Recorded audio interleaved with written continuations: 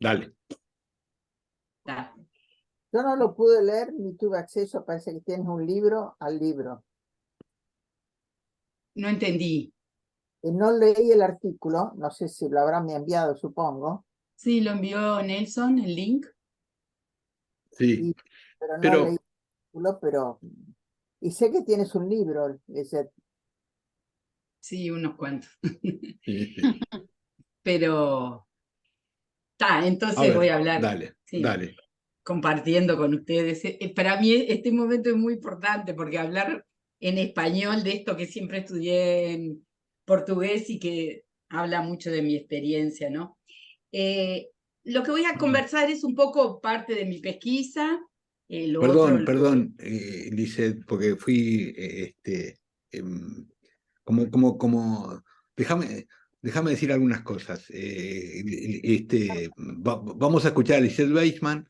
Ella es psicoanalista, está viviendo en San Pablo, hizo la formación en Uruguay, la formación vincular en Uruguay, y vamos a trabajar sobre un texto que escribió Hacer análisis en lengua extranjera. No sé si esa es una buena traducción, pues está escrito, además, bueno, ahora capaz que podés contar eso, Lisette, está escrito en pequeñas diferencias que tenemos con Lisette. Yo digo que está escrito en brasilero, y ella dice que está escrito en portugués, ¿no? O sea, cómo designar ya la lengua en donde se escribe.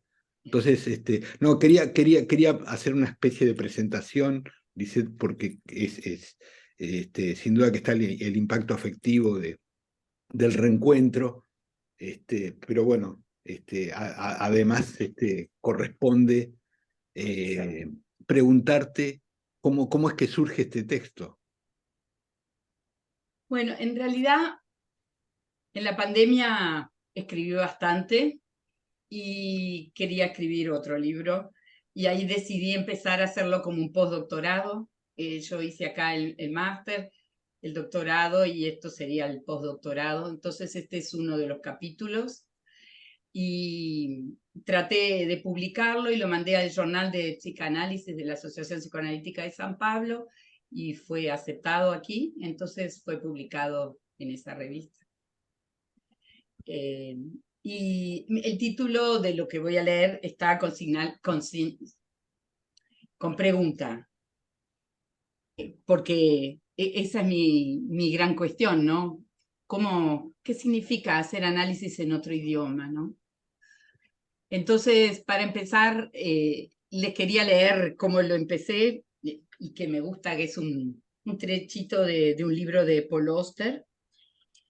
La voy a ir traduciendo simultáneo, por eso jorobaba y le decía a Alejandra si iba a estar. Una palabra se convierte en otra, una cosa se transforma en otra distinta. De esa forma, dice, funciona la memoria. Imagínese el interior de una inmensa torre de Babel en un texto que se traduce a sí mismo en una infinidad de lenguas distintas. 1000 idiomas que gritan al mismo tiempo en su interior, con un clamor que resuena como un laberinto de cuartos, corredores y escaleras, centenas de pisos más arriba. Repítase, el laberinto de la memoria. Todo es lo que es y al mismo tiempo algo más.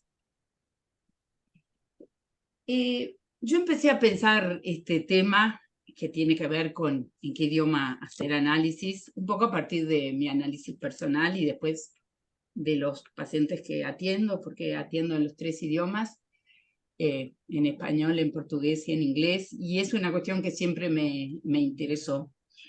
Y siempre cuando iba a pensar en mi propio análisis, todo el mundo decía, no, tenés que hacer análisis en español, es tu lengua materna, toda aquella cuestión que vincula con la lengua materna, ¿no? Y yo creo que soy un poquito del contra, entonces fui a buscar otros autores que digan algo diferente.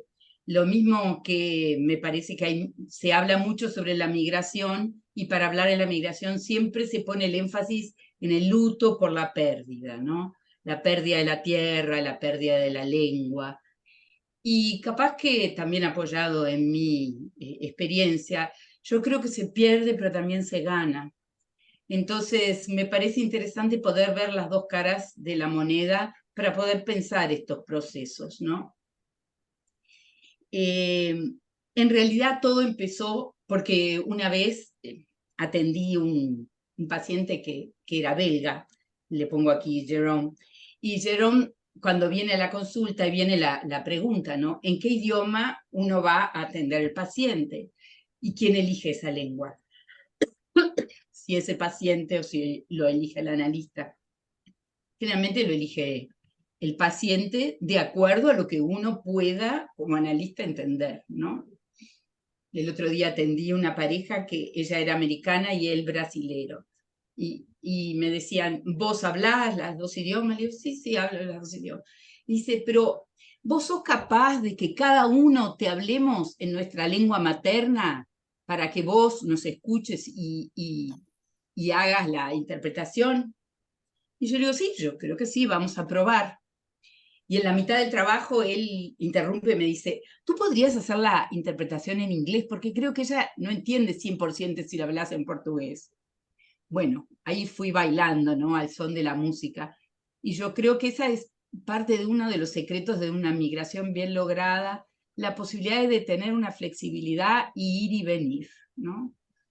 Me pasó lo mismo hoy, que acabo de dar clase en portugués y ahora iba a hablar en español, entonces hay que ir saltando de un idioma al otro para poder ir como tratando de expresarse. Voy a volver a Jerón.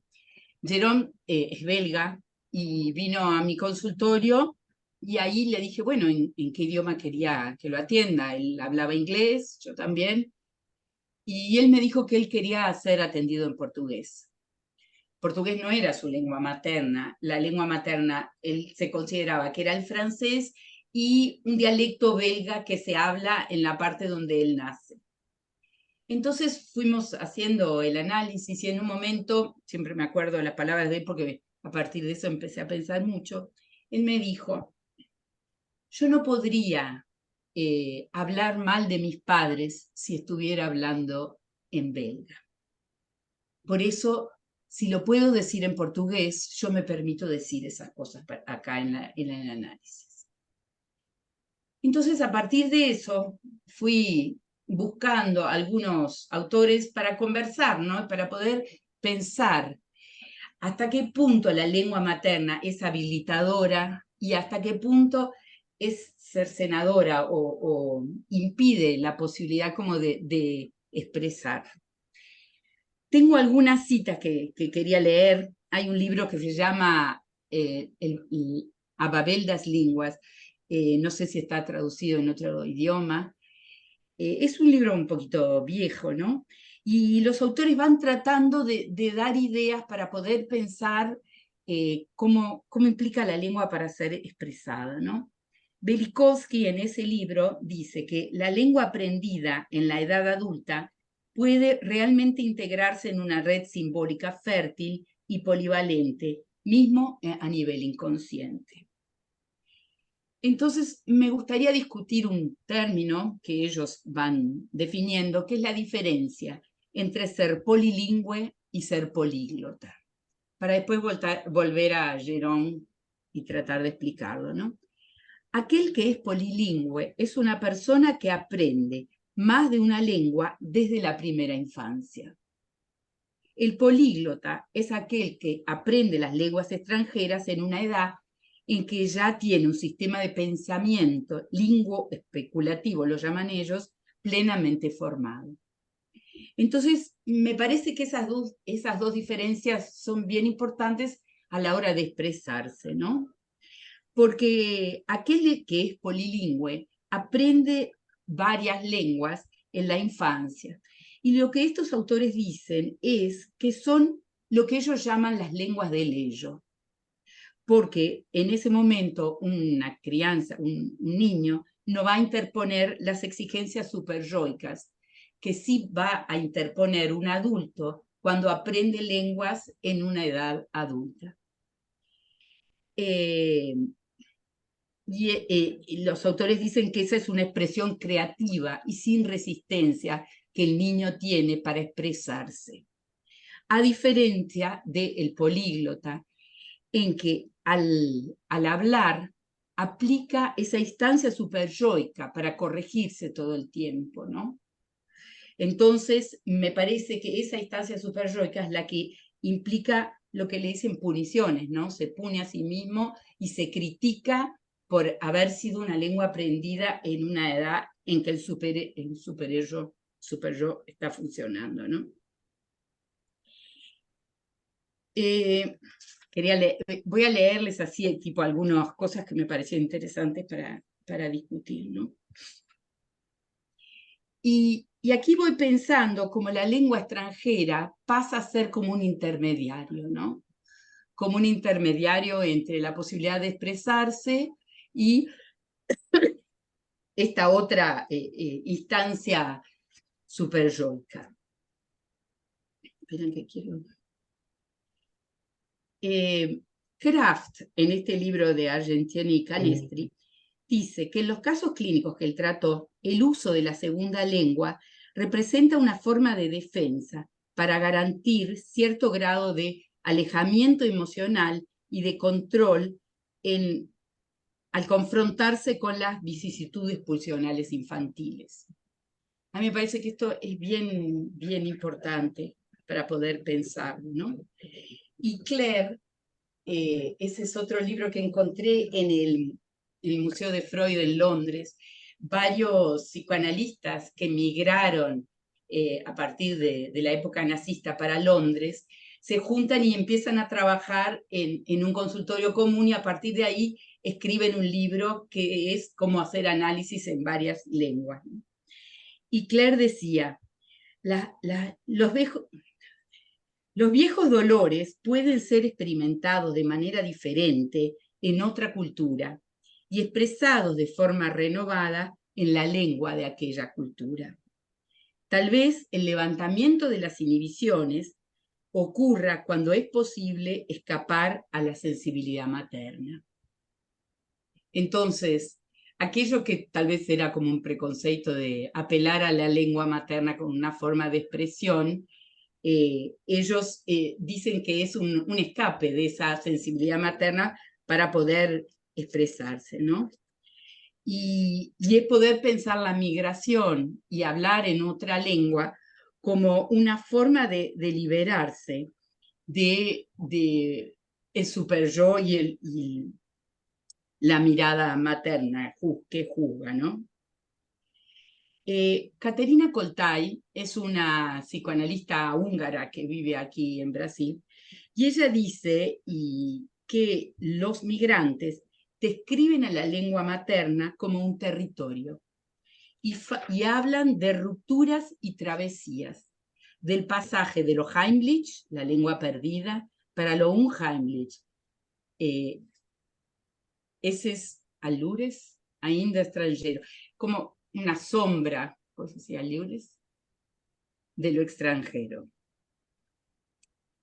Entonces ahí podemos ver esas dos facetas de la migración, ¿no? Y Amanti y Meller dicen, con la Liliana, adquisición...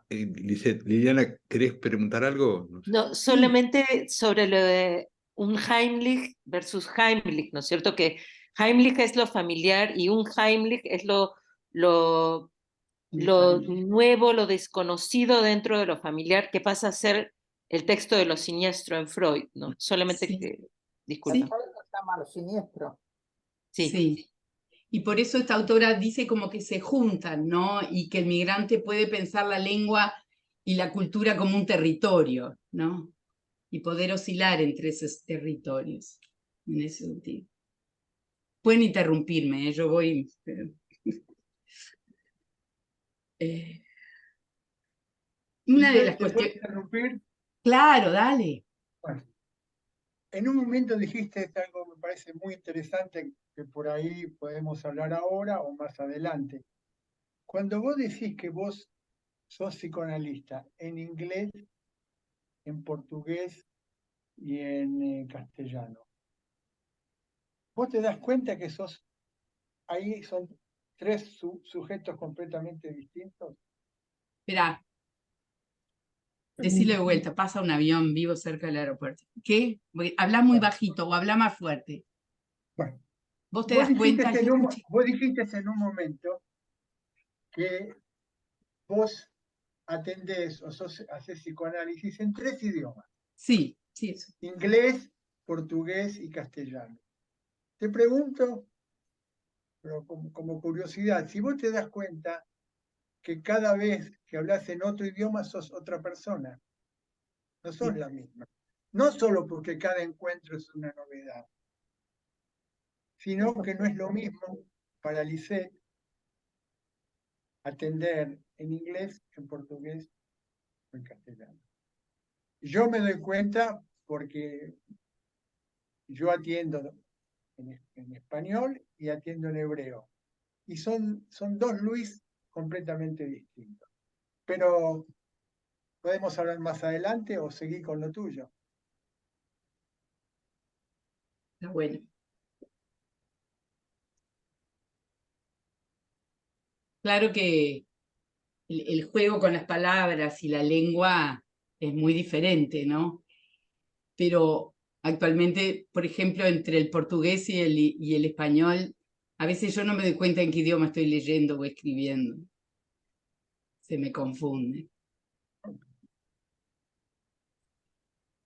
Inglés sí es más un Heimlich. Lisette quería contar una anécdota, sí, Joaquín, ahora, de que había un rey que quería saber cuál era la lengua natural, probablemente algunos de ustedes ya los conozcan esta anécdota, cuál era la lengua original de los bebés. Y entonces lo que hizo fue agarrar 10 bebés y ponerle nodrizas, mujeres que los pudieran cuidar, alimentar, higienizar, con la condición de que no les hablen, así cuando ellos crezcan les va a salir, digamos, el idioma original, natural.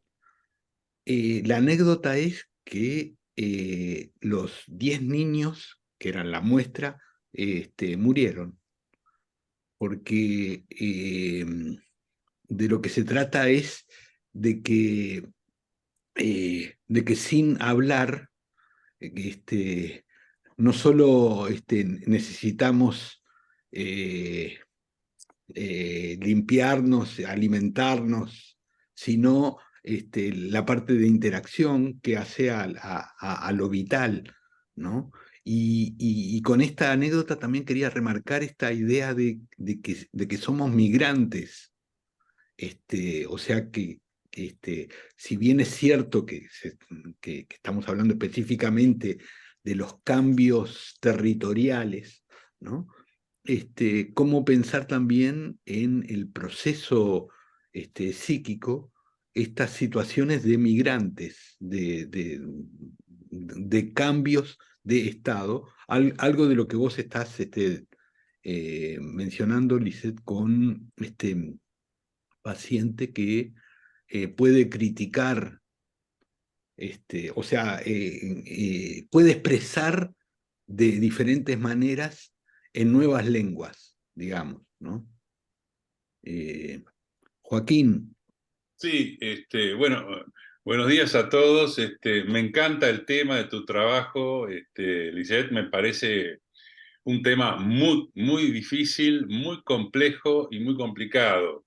Creo que el primer problema que tenemos, yo también, digamos, atiendo en inglés, porque hay un tema, cuando nosotros decimos español, inglés o portugués, pensamos en una suerte como de lengua unitaria, cuando no es así. Yo he atendido tejanos, neoyorquinos y ingleses de Londres y escoceses y me he dado cuenta que es un tour de force absolutamente impresionante dentro de una misma lengua. O sea que tenemos un problema fundacional en el hecho de que la lengua, no existe una lengua original y no estoy de acuerdo con llamar lenguas maternas, digamos, ¿no? Porque si hablamos del español, ¿quién es? ¿Cervantes es la lengua materna nuestra? ¿O qué? ¿Se entiende, no? A lo que me estoy refiriendo.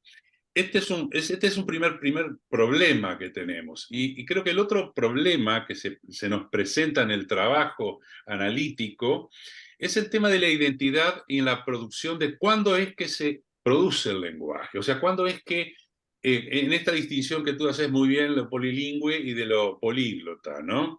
Los contextos de producción y sobre todo en este hecho que tú traes de este caso, que algunas lenguas o el estar atravesado por determinadas lenguas nos habilitan o nos inhiben o nos prohíben o nos censuran o nos habilitan a pensar en determinadas cosas. O sea, yo, por ejemplo, sueño mucho en inglés porque, digamos, yo aprendí el inglés, o sea, en la infancia, digamos, ¿no? 4 años viviendo en Londres, o sea, y eso tamiza una particularización. Entonces, sueño tanto en inglés que sueño más en inglés que en castellano, digamos, en español, ¿no? Entonces, esta situación de que de pronto yo me encuentro con este Joaquín pequeño, ¿no? Soñador, ¿no? O sea, ¿qué cosas nos estamos habilitando? Porque me parece que tiene que ver fundamentalmente con los contextos sociales de producción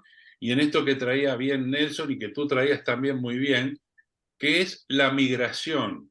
O sea, nuestras lenguas migran, el inglés que yo aprendí hace 60 años, 60 y pico de años, no es el mismo de ahora. No es el mismo inglés, no es el mismo castellano de hace 50 años que el de ahora. No es el mismo lenguaje de Borges que el actual de ahora, ¿no? O sea, eso es lo que me parece como sumamente rico de cómo tú te centraste en un problema que es realmente nodular en cuanto a qué habilita o no nos habilitamos en cuanto a poder ejercer un trabajo analítico o interpretativo. Era eso nomás. Gracias por compartir este trabajo que me parece frondosamente maravilloso y difícil. Vos sabés, Joaquín, que me dejaste una duda. Yo de chica anduve por distintos países con distintas lenguas. Esto hasta los 20 años más o menos. Y me preguntaban, ¿en qué idioma soñás? Yo qué sé en qué idioma sueño. ¿Soñás? Sí, claro, pero ¿en qué idioma? No sé. Sé que el idioma que yo usaba para pelearme con mis hermanos no era el español, sino el del lugar donde vivía, porque tenía más posibilidad para tratarlos mal o mandarlos al diablo y todo eso en el lugar donde vivía. Mis padres no. Pero no recuerdo en qué idioma soñaba, ¿no? Y recordaba sueños, pero en qué idioma. Me parece maravilloso que tú recuerdes el idioma en el que soñabas.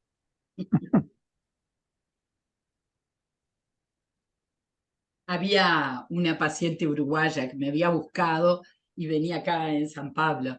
Y entonces ella venía al consultorio y decía, porque Brasil es una mierda, porque odio el portugués, porque San Pablo es una mierda. Todas las malas palabras que puedan querer, que el tránsito, que estoy repodrida, que ella venía a decir todo lo mierda que vivía, pero estaba ahí. Y una vez me dijo, hay solo una palabra que me gusta en el portugués, porque suena lindo y no se traduce al español, que es la palabra saudades. Ah, No es la primera que dice eso. Es hermosa esa palabra. Es hermoso. E intraducible, ¿no? E Y tiene un intraducible. Y ahí lado, vamos a la Hermoso. traducción, ¿no? tiene un Hermoso. lado de intraducible.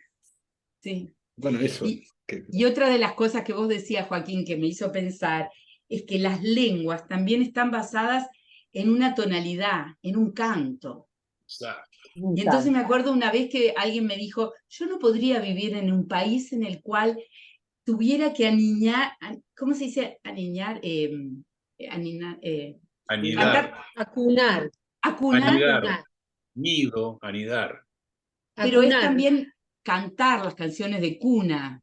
Claro, Aniñar es apenas. cantar las canciones de cuna. No sé cómo se dice en español, no importa. Sí. Arrullar, arrullo. Eso, que tenga que Arrullar. arrullar en una lengua que no sea mi lengua materna. Entonces, y ahí podemos ir, ¿no? A morriña, diría mi abuela. Hasta a poder pensar en Piera Blanier con las marcas pictográficas, ¿no? Porque es antes de la lengua, es alguna cosa que se entiende y que pasa por la tonada con la que hablamos, ¿no? Esa es otra de las partes de la lengua. Pensaba en la lengua materna, digo rápido. Mi madre era hija de una finlandesa, lo conoció a mi abuelo argentino en Berlín, en la universidad, los dos estaban en la universidad, y después se fueron a Finlandia y los padres hablaban en alemán entre ellos y la madre hablaba en finlandés. El padre tuvo que ir a Estados Unidos a trabajar y ella se quedó con la madre hasta los 4 o 5 años hablando en finlandés. Bueno, llegaron a Buenos Aires, vino a Buenos Aires y a la madre no se le ocurrió mejor idea que ponerle una niñera que le hablara en alemán, porque en finlandés no existía, que le hablara en alemán. Pero cuando empezó a tener serios problemas en el colegio, porque no sabía hablar español, le puso una niñera correntina. Bueno, la cuestión es que mi madre, las canciones que ella sabía eran las que le cantaba la niñera correntina. Aprendió guaraní también. Bueno, pero lo curioso es que olvidó totalmente eso, la lengua materna. Olvidó totalmente el finlandés. Si va a Finlandia entiende, pero no puede hablarlo. El alemán, bueno, se fue a estudiarlo, bueno, más fácil. Pero olvidó el finlandés. No sabía decir nada en finlandés. Y su madre la arrullaba en finlandés. La madre murió después de cuando yo era chica, pero ya viviendo la madre ya no hablaba en finlandés. Lo que a mí me parece que las lenguas son partes constitutivas de uno, que no le hayan hablado en finlandés, que la madre no le haya hablado en finlandés es una pena. Sí, yo fui pensando un concepto para poder ver. El concepto de identidad es un concepto mal querido dentro del psicoanálisis y criticado, pero no encontré otra palabra mejor que esa y lo llamé identidad intercultural, ¿no? Te iba a preguntar. Porque hay 3 conceptos, y eso lo tomé de la antropología, que uno es la multiculturalidad, otro es la transculturalidad y otro es la interculturalidad. Y elegí el concepto de interculturalidad porque lo que fui entendiendo es que son culturas que van conversando entre sí para armar como una colcha de retazos en esa identidad de cada uno, ¿no? Y ahora que ustedes están hablando, claro que para mí, ya sé que todos no están en Uruguay, pero para mí me hace sentir en Montevideo y me hizo acordar, hace mucho tiempo, hacía un grupo de estudio, estudiábamos Freud con Leopoldo Müller. Entonces Leopoldo Müller decía que él era como una suerte de identidad intercultural, porque él de mañana le gustaba tomar mate, pero lo tomaba con leikaj. Leikaj es el pan de miel judío del Año Nuevo judía. Entonces, cuando estábamos pensando, me parece que esa es la identidad intercultural que se va construyendo y que fui viendo a partir de mi doctorado, fui viendo familias de expatriados. También trabajo en un proyecto voluntario hace 14 años con refugiados y exiliados que vienen de varias lenguas a la ciudad. Y entonces lo que fui viendo cómo se va armando eso, en que los sujetos van eligiendo de las diferentes culturas y de las diferentes lenguas aquello que les complace y que va armando dentro de sí eso que somos, como decía Nelson, somos todos migrantes, ¿no? En ese sentido, como en la Constitución nuestra. Y me hace acordar, atendía a una nena que tenía 5 años. Se llamaba Paula. Paula se llama mi hija también. Y entonces Paula venía porque los padres trabajaban en una empresa multinacional, estaban viviendo en México y los trasladan a San Pablo. Y los padres estaban muy preocupados con su hija mayor, porque la hija mayor estaba haciendo la alfabetización en español y ahora tenía que pasar al portugués, bla, bla, bla. Y Paula era la hija al medio, siempre fue bonita, simpática, querida, cariñosa, y nunca pensaron que algo podía pasar con Paula.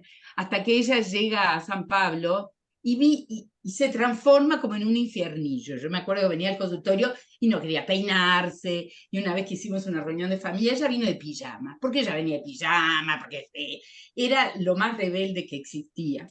Entonces, yo no sé cómo la madre confiaba en mí, porque la chiquilina gritaba y era un escándalo. Entonces una vez me dice, ¿sabes que en México, creo que sí, ya se los conté, pero en México hay una artista en la televisión que a mí me encantaba y se llamaba Yuya? Entonces Yuya venía y hacía los programas, todas las tardes la veía. Entonces yo le digo, mira Paula, a mí me parece que Yuya es brasilera. ¿Qué? La empezó a decir de todas. Te dije que Yuya pasaba en la televisión en México, ¿entendés? Y hablaba español.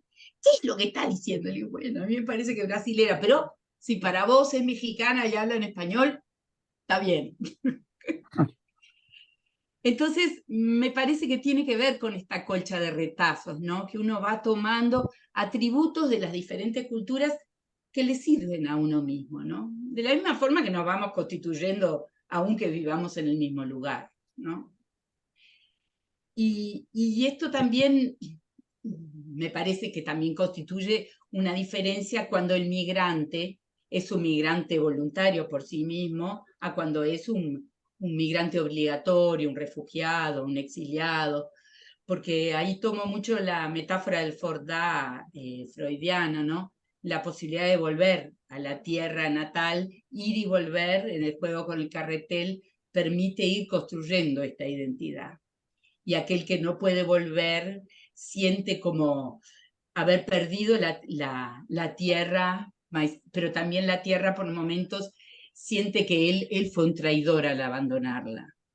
Entonces, es toda una cuestión bien importante como de sentimientos que van apareciendo, ¿no? Y entonces fui pensando eso en un vaivén de elaboración interna entre lo que yo le llamé la lengua o la cultura materna y la lengua o el país de acogida, que lo acoge al migrante, ¿no? Y que le da un espacio, como si fuera un movimiento de péndulo entre esas culturas, lo que genera culturas híbridas. Y ahí también leí bastante de Nelson García Canclini, que es un argentino que vive en México y que trabajó todo esto que tiene a ver con las culturas híbridas, hizo un estudio hasta de los artistas, cómo construían el arte a partir de las diferentes culturas en que fueron atravesando, ¿no? Piatelli dice que la persona polilingüe estaría en ventaja en el proceso de aprendizaje exactamente porque construye múltiples asociaciones que pueden facilitar las conexiones y promover significado. Entonces, a partir de esta identidad intercultural, lo que fui viendo es que el migrante precisa tener mucha flexibilidad porque todo el tiempo, al mudar el contexto, se muda el ángulo a partir del cual uno lo mira. Y yo me acuerdo que a mí cuando yo llegué acá me encantaba ir a la Avenida Paulista, que es la 18 de julio de San Pablo, y yo me encontraba a mí misma mirando las caras de las personas a ver si conocía a alguien. Así como uno camina por Montevideo, te vas a la Rambla y siempre vas a conocer a alguien o siempre te vas a encontrar con el vecino del vecino de no sé quién. Y ahí me daba esa sensación de un Heimlich cuando no encontraba a nadie, ¿no? Pero es una construcción activa a lo largo de toda la vida. ¿Querías decir algo? No, no me pareció que alguien quería decir algo. Espera. ¿Qué más les quiero? Entonces, esa lengua extranjera aparece como un espacio transicional, ¿no? Y ahí tomé el concepto de Ansié del yo piel, ¿no? Como algo que es una, no sé cómo se dice la palabra en español, como un envoltorio sonoro, es eso, como que genera una estructura intermediaria entre la madre y el bebé, ¿no? Y la nueva lengua y la nueva cultura pueden operar como esa segunda piel que restablece la piel perdida en la migración del migrante, ahora restaurada. La pérdida de la lengua materna es como medio de comunicación, implica la pérdida del lazo con la cultura de origen y la ruptura del marco de lo conocido. Me acuerdo que Janine decía que cuando ella iba a otro país, ella se preguntaba cuándo iba a sentir que no pertenecía, que ya no sabía más los códigos, ¿no? Me acuerdo que ella decía, si yo quiero comprar el diario, ¿a dónde lo voy a ir a comprar? Al moverse el contexto uno pierde las referencias y no sabe dónde ir a buscar estas cosas que parecen tan comunes, ¿no? Bueno, aquí estamos. Y quería leer algo de Julia Kristeva, que en la conferencia que dio sobre el amor a la otra lengua, me parece que dice cosas que me gustan mucho, ¿no? Y que ella hace un paralelo entre el extranjero, el escritor y el traductor. Ella dice, cambiar la lengua equivale a perder cierta naturalidad, a traicionarla, o por lo menos a traducirla. El extranjero es esencialmente un traductor. Él puede darse bien, digamos, y confundirse perfectamente con la lengua del país de acogida, sin olvidarse la lengua de origen o olvidándola parcialmente. La mayoría de las veces, él es percibido como un extranjero precisamente porque su traducción, por más perfecta que sea, traiciona una melodía o una mentalidad que no se ajusta a la identidad del acogimiento. Entonces ahí está el concepto que Nelson siempre trabaja, ¿no? De la traducción y la traición. Y me parece que es eso también que hablábamos de la tonalidad con que se habla la lengua, ¿no? Le llaman que el extranjero se transforma en un traductor a la nueva lengua, ¿no? Pero llevando la música de su lengua natal. Kristeva habla de ritmos arcaicos con bases pulsionales de su idioma natal. Yo no sé quién estuvo cuando yo, hace tiempo ya, fui y presenté parte de mi doctorado ahí en Uruguay. Yo encontré una carta de Freud que hablaba para su amigo suizo y una paciente de Freud que decía que él podía estar hablando en el perfecto alemán, inglés o francés, pero el tono con el que él hablaba siempre lo dejaba en un lugar extranjero. Entonces ahí hablamos como la tonalidad también, ¿no? De las canciones de Ninar, pero también el brasilero tiene muy buen oído y siempre sabe distinguir de qué estado o de qué zona del país viene la persona por la forma que tiene de hablar el portugués. Yo más o menos lo aprendí eso. Pero ese es un elemento, yo diría, te preguntaría a Lisette y a los demás, que el elemento del ritmo, ¿no? Que se da, por ejemplo, en las parejas, ¿no? ¿Cómo tomarlo en cuenta? Porque me parece que hay una forma de traducción como que basado solamente en el texto, como que lo que importa es lo que se dice, sino cómo se dice. De ahí que me parece bien interesante algunos textos de este traductor que hemos transitado, Henri Mechonic, que habla de cómo la traducción tiene más que ver con un efecto, más que traducir términos, el efecto y el ritmo que se da en la comunicación, diría, o en la traducción, ¿no? Pero esto del ritmo, me parece que, como apreciación genérica, diría, me parece que queda neutralizado en el psicoanálisis porque se privilegia de lo verbal, lo escrito o lo dicho, y no de qué manera. Y si uno se ubica,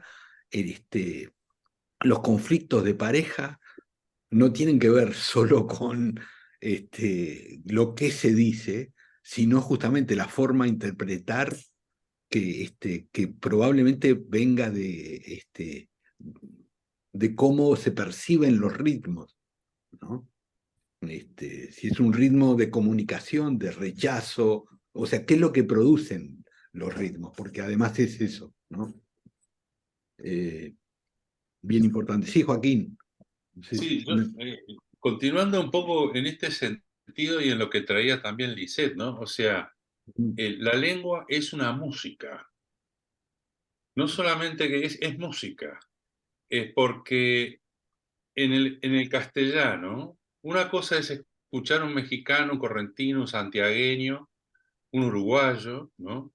Un chileno. O sea, el español en sí mismo, inclusive, no sé si a ustedes les ha pasado de ver películas españolas, ¿no? De actores españoles y de pronto que se te pierden las cosas porque la entonación y la velocidad, inclusive de cómo hablan, nos cuesta a veces capturar. Y aparte de eso, de la entonación de la música, hay otro elemento que me parece también sustancial, ¿no? Porque ¿cómo es posible que a veces en la migración lingüística interna de nuestro cerebro, y me refiero fundamentalmente al arte poético, cuando los poetas exigen un nivel de musicalización de su propia producción en la construcción de la metáfora y de la metonimia que desarrollan en cuanto a su escritura? La vez pasada estábamos hablando de Haroldo do Campos, que me parece un poeta excepcional en la lengua portuguesa, y cómo Haroldo tuvo que trabajar muchísimo el poema de Octavio Paz, Blanco, de llevarlo del castellano de Octavio Paz, del mexicano de Octavio Paz, llevarlo al brasileño. Entonces, allí se produce todo un trasvasamiento que es muy difícil de poder como distinguir en dónde se encuentra en esta migración, cómo podemos capturar lo original de la musicalización. Pero aparte hay otra cosa, hay otro problema, porque yo he escuchado a muchos lacanianos pelearse por cuál es el texto original de Lacan, ¿no? Del francés original de Jacques Lacan, y todas las peleas que tuvo, pobre, estábamos hablando de Jean Alouche, que tuvo con Jacques Alain Miller, ¿no? En relación al establecimiento del texto. Pero hay un tema que a mí me parece que es importantísimo en esta mudanza de migraciones de lenguas dentro de nuestro propio cerebro, en cómo, por ejemplo, Kundera, que escribía en checo, termina escribiendo en francés.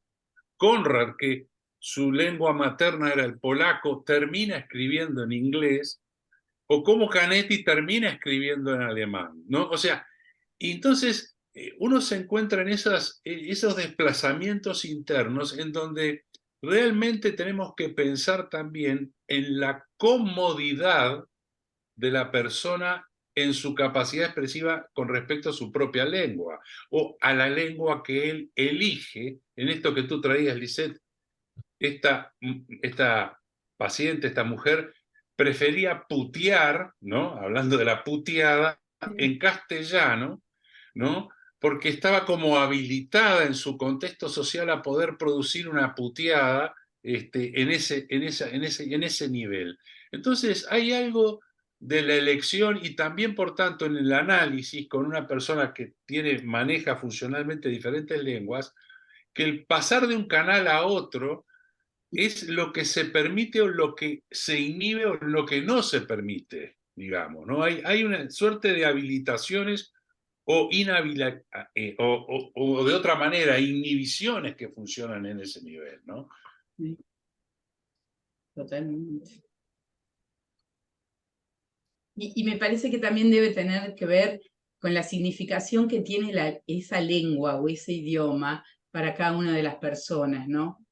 Por eso que vos decías, acá yo tomé de Coltai, ¿no? Ella decía que la escritora vietnamita Anna Moy decía que precisaba otro idioma que no fuese la lengua materna para poder ser iconoclasta y decir lo indecible. En cuanto que el escritor italiano Carlos Iansiti insistía en el hecho de que escribir en francés fue una manera que encontró para inventar la propia vida. Claro, Entonces me claro. parece que también tiene que ver con lo vivido, ¿no? A través de esas lenguas y cómo cada uno lo Y esto subjetivo. que traes de Cristeva, discúlpame, Sí. pero hay un tema bastante interesante, porque cuando nosotros leemos un texto que está traducido, yo que tuve la oportunidad de, bueno, una parte de mi vida trabajé en el Fondo de Cultura Económica, la editorial mexicana, ¿no? Mm. Yo era corrector de estilo de traducción, del inglés y del francés. Porque, ¿qué es lo que pasa? Está el traductor que agarra el texto original, por ejemplo, trabajé, por ejemplo, sobre un libro de Jacobson, trabajé en muchos autores, pero me llamó la atención uno de Jacobson, que lo había traducido Tomás Segovia. Tomás Segovia, ustedes recuerdan, es un gran traductor del francés, ¿no? Entonces yo le tenía que corregir el estilo a Tomás Segovia.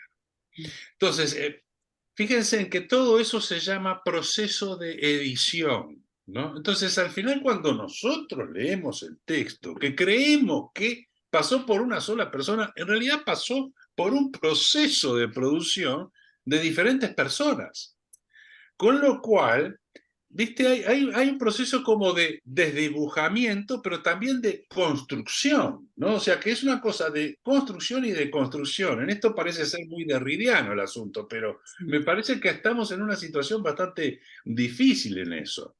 Lo digo porque, por ejemplo, si Haroldo tradujo a Paz, lo hizo de un solo saque y nadie se mete con la palabra de Haroldo, porque claro, es como la autoridad, ¿no? Lo mismo pasa con Octavio Paz, ¿qué le vas a cambiar una palabra, ¿no?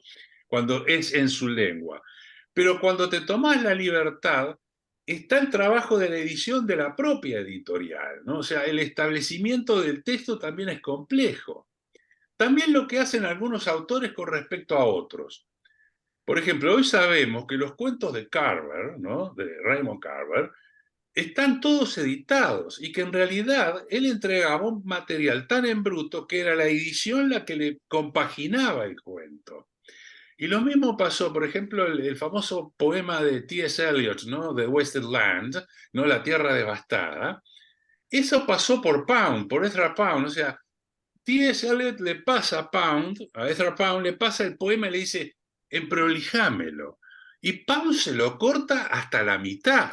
O sea, entonces después sale editado por Eliot, ¿no? O sea, pero después cuando nosotros recibimos la traducción de Caparrós, en realidad fíjate vos que todo ese proceso es una mediatización de personas, lenguas, yo qué sé, es difícil, ¿no? Es como, por eso digo que a veces cuando nosotros decimos lengua materna, volvemos a este problema que tú decías de la identidad, ¿no? O sea, ¿y cuál es el origen? ¿Cuál es la identidad? Es que no hay identidad, no hay origen. Hay permisividades de sentirse uno cómodo con determinados lugares y con determinadas situaciones. Y una última cosa, el extranjero que migra, muy bien lo dijiste, una cosa es las inmigraciones, los contextos, también no solamente está el duelo de la pérdida, ¿no? Cabrera Infante decía que conservo mi cubano en Londres, lo conservo porque tengo a mi mujer que me habla en cubano todo el día. Pero la otra cosa es que no solamente es una pérdida o la retención de algo, sino que también es ganar otra sensibilidad. Aprender otra lengua es ganar también, es una ganancia para uno también, ¿no? Pero también te vuelve un lugar raro, porque cuando tú manejas tres lenguas, te quedas en una especie de limbo de fronteras y que es extraño. Y yo creo que en eso, yo creo que el pueblo israelí tiene la mejor experiencia del planeta en eso. Porque, En ¿por ser qué decís extranjero eso? en la propia tierra. Porque el pueblo, nuestro querido pueblo israelita, ha transitado por muchas lenguas. Entonces, no solamente que tiene su tronco en el hebreo, sino que ha producido otras y que además ha asimilado mucho. Y yo creo que es un gran ejemplo de cómo, por ser migrantes y migratorios, cómo ellos han construido una cultura que cada vez es más frondosa por la adquisición de valores y de lenguas, de las cuales han sido atravesadas por su propia 5.000 años de historia. Feliz año. Gracias. Escuchando a Joaquín, yo estuve pensando que la traducción tiene claramente muchos aspectos y sus propias complejidades. Es que, por un lado, por ejemplo, nosotros tenemos la traducción poética, ¿sí? Que es algo que, por ejemplo, lo hizo Haroldo de Campos. Entonces, es que es casi como no es admisible que la editoría venga y casi como censure o risque una palabra que ha sido artísticamente concebida, no literalmente, ¿sí? Pero artísticamente concebida, ¿sí? Ejemplo que no necesariamente se preexiste la correspondencia, por ejemplo, entre bola y pelota, ¿sí? Puede ser que para Haroldo él recríe y diga cuadrado en vez de bola, ¿sí? Es que la composición se toma como una cosa propia. Entonces el original no es lo más importante, mas sí aquello que se cría, ¿sí? Es ese aspecto de la creación, de la arte, ¿sí? Todo el campo de la editoría es algo como importante también, porque nosotros necesitamos de los libros y tal, pero es algo como que del métier del capital, ¿sí? Uno hace una parte, otro hace una parte, otro hace una parte, poco le importa el carácter artístico. Me hizo recordar también que para Haroldo, él que, por ejemplo, tradució, él no intentó traducirle todo el Fausto del Goethe, pero solo una parte de la segunda parte, ¿sí? Es que el todo para él, incluso en la traducción, es fragmentario, necesita que nosotros lo fragmentemos, ¿sí? Y percebemos como un cristal que si incide una luz blanca, al otro lado hace el arco iris, ¿sí? Todas las otras cores abren. Entonces él para traducir a Fausto, él tuvo que crear otro nombre que traducción, porque traducción ya no era suficiente. Es que él llamó de transcreación mefistofáustica. Y que cuando se fue necesario traducir a Proust o Joyce o otro autor, es casi que siempre necesario también tener otro nombre para eso. Porque traducción casi que no basta, porque es un trabajo específico dedicado a un momento propio, ¿sí? Que diría para traducir, por ejemplo, que yo sé, Lacan o otros autores, que es necesario un nombre para eso, ¿sí? Es muy bonito, muy bella esa idea de traducción poética, artística. Claro que me parece que cuando nosotros escuchamos nuestras clínicas, consultorios, es algo como. Y sí, nosotros podemos también, nosotros podemos también si hace el caso, crear cosas, o el mínimo jugar con los significantes para que algo se pase de no previamente conocido, como pensar que la Xuxa es mexicana, ¿sí? Y eso es casi una creación también. Gracias.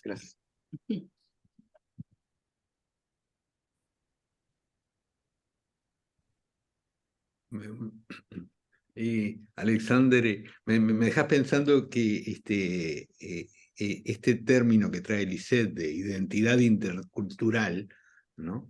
Sea como un cristal que a veces abre, ¿no? Esto que por un lado entra un rayo de luz y del otro lado sale el arco iris, ¿no?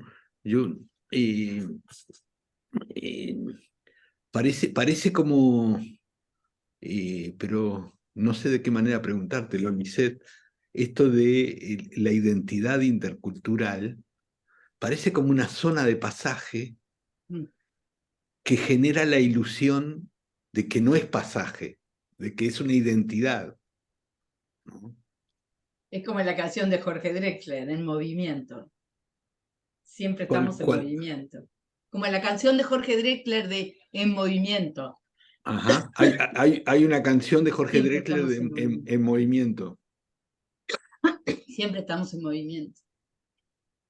De verdad. Por eso el término identidad no es muy lindo, pero no encontré otra forma. Le puse intercultural después porque me parece. Es interesante, voy a decir algo.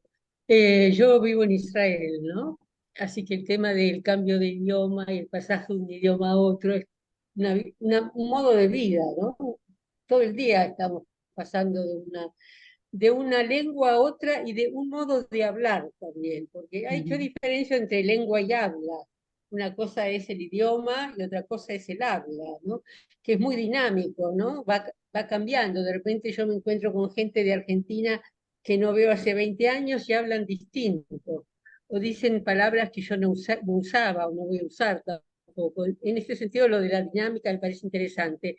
Pero la otra cuestión que yo trabajé un poquito es el tema de identidad, porque en Freud usa, al menos en la traducción en castellano, el término de identidad solo para hablar del judaísmo.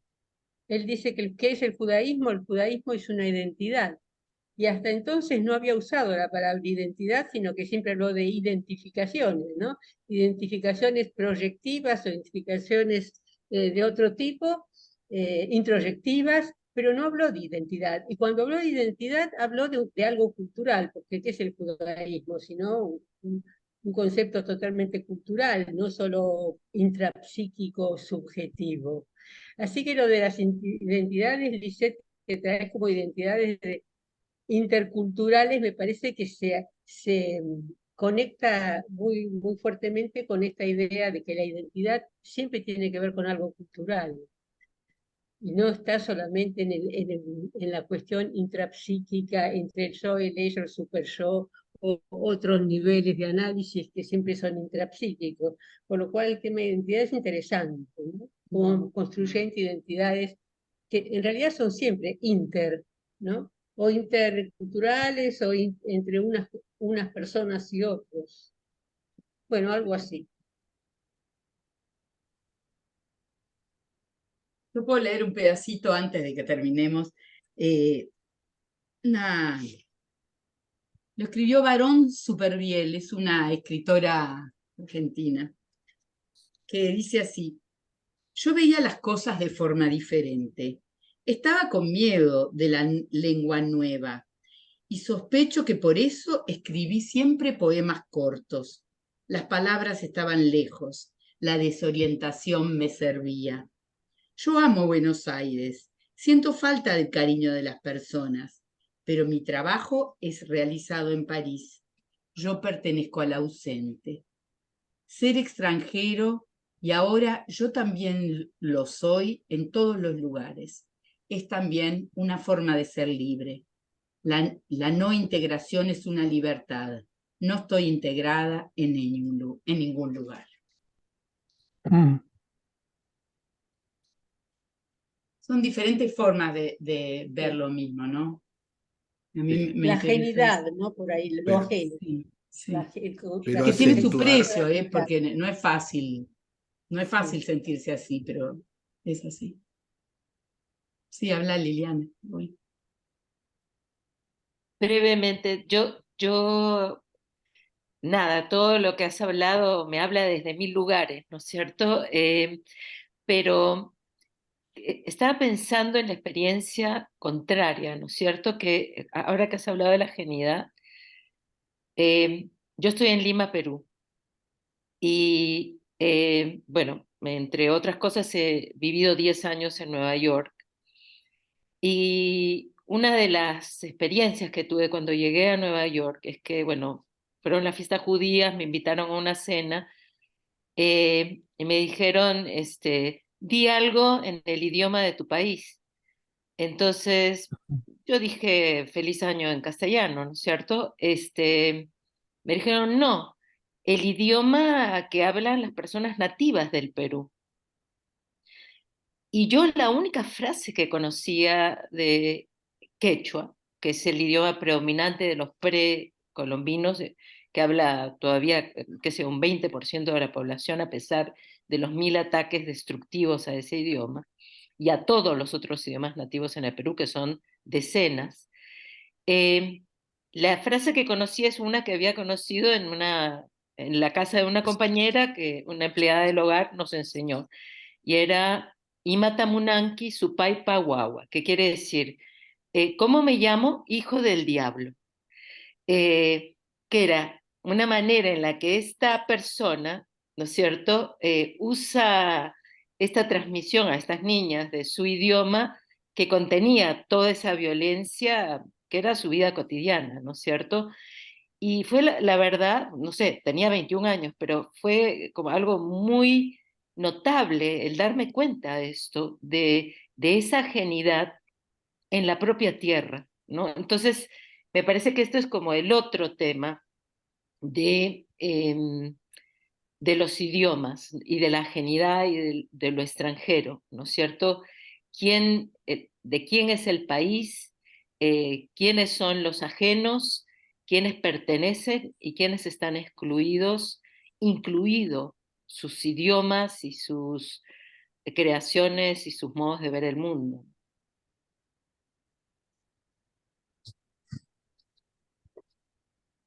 Sin respuesta. sí, pero quiero agregar a lo que traía Liliana. Me hiciste evocar, hay creo que está en YouTube, una entrevista a Hannah Arendt sobre la lengua materna. Y al finalizar le preguntan, ¿y qué es lo que queda de la lengua materna? ¿No? ¿Qué es lo que queda? Y ella dice, la amistad, los amigos quedan, ¿no? O sea, como los afectos, porque está esto que sin duda queda para muchísimo más, pero es decir, que cómo la identidad conduce a una suerte de reivindicación de origen territorial, es decir, ¿no? Porque y que por lo tanto empiezan las exclusiones y sobre todo las demarcaciones contra los extranjeros, ¿no?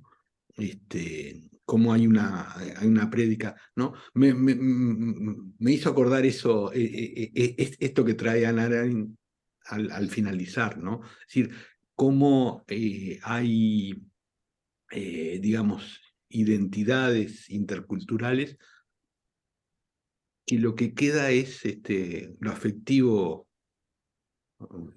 de amigos. No, en el caso de ella, ¿no? Es en el caso de ella. Otro podía remitirlo a La familia, por ejemplo. o al país, al país que predomina ese lenguaje, en fin, ¿no? Guadalupe quería hablar. Sí, yo escuchándoles me estaba preguntando en este cuestionamiento acerca de las nuevas masculinidades y las nuevas feminidades, ¿qué tanto estas cuestiones transgénero, por ejemplo, pueden estar dando una respuesta o una contestación al no sentirse, o sea, lo que quiero transmitir es como esta idea de la ajenidad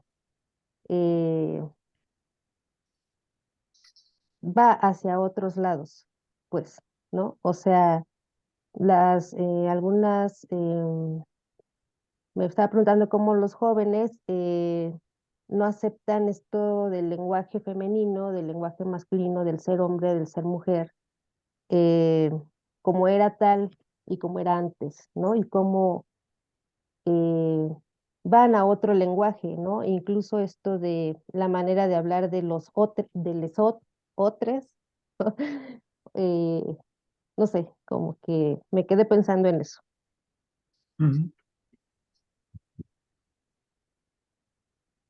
Ah, buenísimo, Gabriela. Mm. ¿A qué grupo lo mandaste? Soy extranjera en algunos.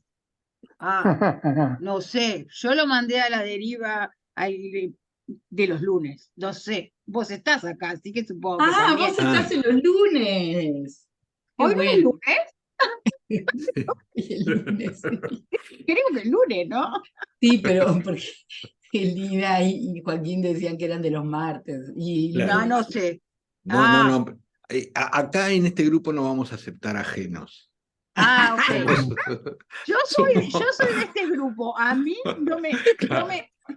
Bueno. no me excluyan. Y hay algo de lo que trae Guadalupe, es decir, pero capaz que creo que Joaquín hablaba de la traducción poética, ¿no? Quizás nuevas formas de descripción exijan nuevos lenguajes.